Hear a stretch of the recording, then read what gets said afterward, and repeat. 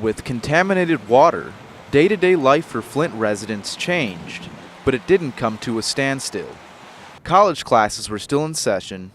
Kids certainly didn't stop being kids, but almost 3 years later, parents are still concerned for their children. Though Morgan Perry lives in nearby Fenton and her son Taylor did not test high for lead, she feels for the children of Flint affected by the water. I've seen lots of pictures and things, and it's very touching to see, the rashes that these poor little kids got, and, the sicknesses that they have. They can't get up out of bed because they just feel so sick. According to the CDC, studies detected an increase in the prevalence of blood lead levels among children aged 5 and above living in Flint.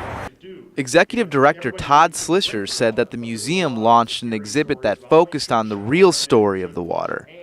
He said that a lot of misinformation at the height of the crisis left parents confused and worried about the future of their children. And rightly so. And the real problem with lead in water when you ingest it is a lot of the problems show up in children because it affects child development and affects brain development. So we still don't know the full impact of the lead and water crisis here in Flint because that might not be seen for a couple of years. Kersley Park behind me is one of the many places we have visited in order to find out how parents and their children are coping with the water crisis. As one mother mentioned, Kersley Park used to be a great place to take your kids. Gilkey Creek, which runs through Kersley Park, is an offshoot of the Flint River. The same mother, who asked not to be named, mentioned that the creek can overflow and flood the playground.